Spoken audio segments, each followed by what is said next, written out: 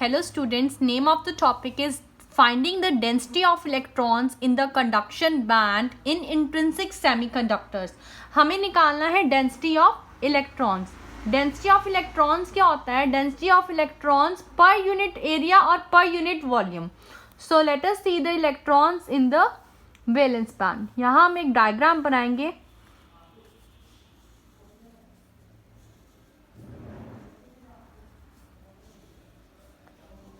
This is a valence band and these are the energy levels.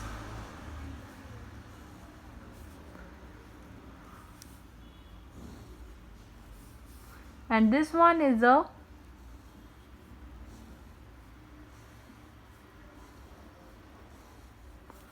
conduction band. This is valence band and this is conduction band, and here E is the energy. So let us see, all the electrons are in the valence band. सारे electrons कहाँ पे present है? valence band में. So by rising the temperature, जैसे जैसे मैं temperature rise करूँगी at T degree Kelvin, electrons will jump from valence band to conduction band. Electrons कहाँ jump करना शुरू कर देंगे? किस band में चले जाएंगे? conduction band में. यहाँ से यहाँ गया और यहाँ पे इसने एक hole create कर दिया. ये वाला इलेक्ट्रॉन यहाँ से इधर गया, यहाँ पे होल जनरेट हो जाएंगे. So by moving the electrons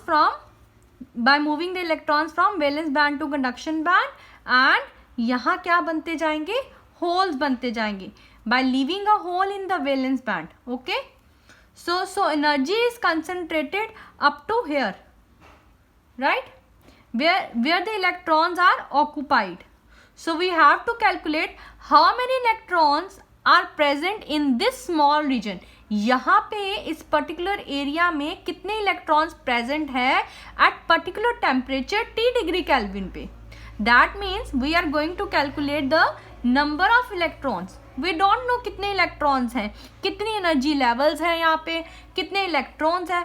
So ऐसे cases में how to find number of electrons present there? कैसे find करेंगे? First calculate the number of electrons. Firstly we have to calculate the number of electrons present in the small area. Okay, इस small area में कितने electrons present हैं? That is number of electrons present in small area. Area हमने ले लिया E2 E plus DE. Let us say electrons present in E2 E plus DE is equals to dn. अब हमें क्या calculate करना है कि टोटल नंबर ऑफ इलेक्ट्रॉन्स कितने होंगे. अगर total number of electrons calculate करेंगे तो हम क्या कर देंगे? इस dn को मैं इंटीग्रेट कर दूंगी. हम इंटीग्रेट कर देंगे तो टोटल नंबर ऑफ निकाल लेंगे. सो सबसे पहले मुझे dn निकालना है. टू कैलकुलेट द नंबर निकालने के लिए बच्चे एक फॉर्मूला होता है, that is total into probability. ये आप छोटी क्लासेस में पढ़े हो, कैसे होता है, क्या कैसे ये फॉर्मूला है, ये मैं आपको बताने लगी हूँ. Suppose I toss a coin, then what is the probability of getting head की प्रोबेबिलिटी कितनी हो गई? Probability of getting head is 1/2. And suppose if I toss a coin 6 times, then what is the probability of getting a head? That is number of heads is equals to 6 into, अगर 6 times मैंने इसको toss किया, into probability of getting head is 1/2. So this is equals to 3. That means 3 times I can get the head. So find the number. Number को कैसे find किया? By using this formula. ये formula लगा के. So in the same manner बच्चे calculate करेंगे हम number of electrons present in the energy levels E2 E plus DE. So dn किसकी इक्वल आ जाएगा? ZE DE into F of E. Okay, so what is ZE DE F of E? ZE is the total number of available energy states or levels, energy levels in DE space. Okay, so ZD क्या है? Total number of available energy levels in DE space. इसमें यहाँ पे कितने number of energy levels है, that is कितनी density of states हैं, kind of this is also called DOS. DOS is the density of states. And what is small de? This is the number of energy level present in this small region, DE region. Okay, and F of E is the probability of what? Probability of electrons. So F of E is the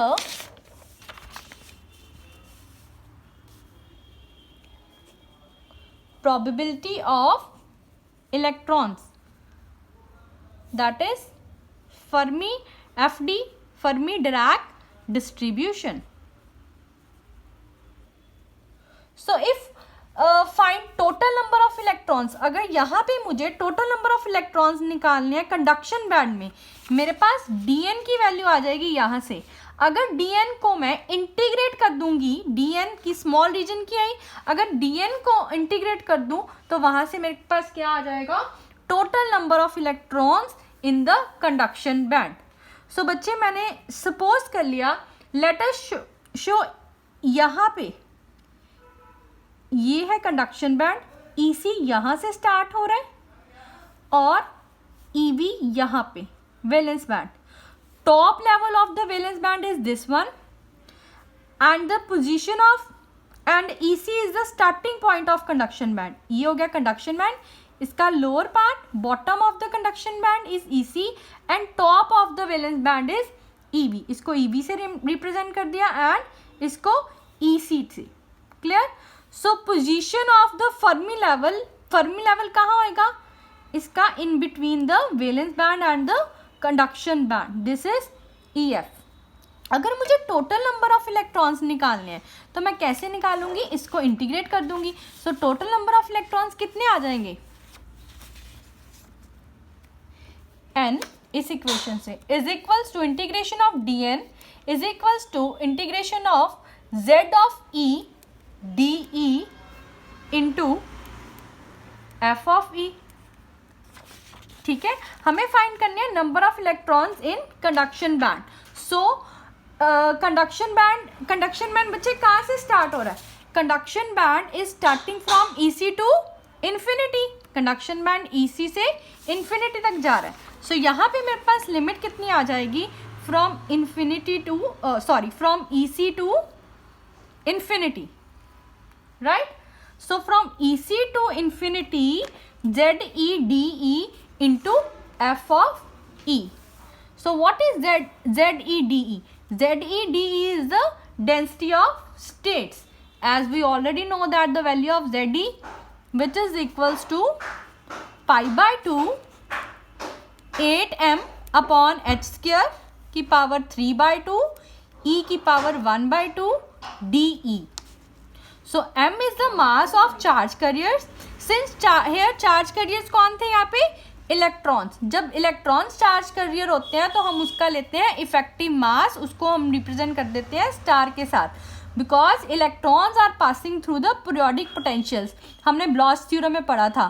तो electron को हम करते हैं represent as a effective mass. And what is E here, what is E? E is the energy of electrons. Okay, E is the energy. Okay बच्चे, E आ गई electrons. How to write E?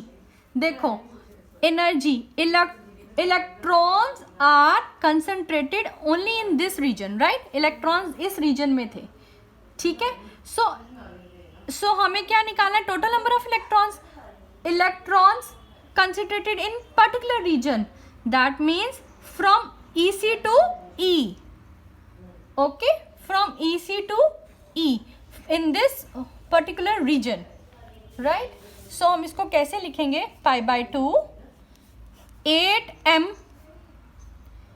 E star mass of electron upon h square की power 3 by 2.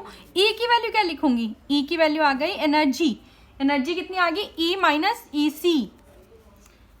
From E if I remove EC, from E if I remove EC I will get only this region, right. अगर E से यहाँ से E है ना, from this to this is total energy E। अगर इसमें से मैं EC रिमूव कर दूं तो यही मेरे पास स्मॉल रीजन आएगा, यही हमने निकालना था। तो ये आ गया E माइनस EC की पावर 1/2 इंटू DE। सो E एनर्जी को लिख सकती हूँ E माइनस EC। और हमें क्या चाहिए था, ZE DE into F of E। ठीक है, F of E Fermi Dirac से F ऑफ E की वैल्यू आती है exponential E minus EF upon KT। ये फर्मी डिराक स्टैटिस्टिक का फॉर्मूला है, वहां से आई F ऑफ E की value 1 upon exponential E minus EF upon KT। K is a Boltzmann constant, T is a temperature, EF is a Fermi energy, right. So this is F of E। बच्चे ये थोड़ा difficult है, इसको put करेंगे तो ये solve करना tough हो जाएगा। सो हम इसको सिंप्लीफाई करेंगे। फॉर सिंप्लीफिकेशन लेट अस से E minus EF is very very greater than KT। Energy term is very very greater than temperature, right. So then उसके बाद क्या होगा, E minus EF by KT, अगर मैं इधर ले आऊं इसको, it is very very greater than 1। That means E की power E minus EF upon KT is very very greater than 1। ये बहुत बड़ा है 1 से। अगर ये 1 से बहुत बड़ा है तो मैं क्या कर दूंगी, that means this term is very very greater than 1। तो हम जब फॉर सिंप्लीफिकेशन पर्पस हम क्या करते हैं, इसको निगलेक्ट कर देंगे। जो डिनोमिनेटर में 1 है इसको निगलेक्ट कर देंगे। तो क्या आ जाएगा, F of E is equals to 1 upon E की power E minus EF upon KT। This is equals to E raise to power EF minus E upon KT। This is F of E। जब इसको ऊपर लेके जाऊंगी तो ये minus term हो जाएगी और ये प्लस। यही किया मैंने यहाँ पे, जब मैं इसको ऊपर लेके गई तो E रेज टू पावर क्या बन जाएगी, minus of E minus EF upon KT, F of E की वैल्यू। और यहाँ पे माइनस माइनस प्लस, तो मैंने लिख दिया EF पहले लिख दिया, माइनस E बाद में लिख दिया। क्लियर। उसके बाद बच्चे EF माइनस E ये आ गया हमारे पास F ऑफ E और Z ऑफ ZE। अब DE, इन दोनों इक्वेशंस को इसमें पुट कर दो।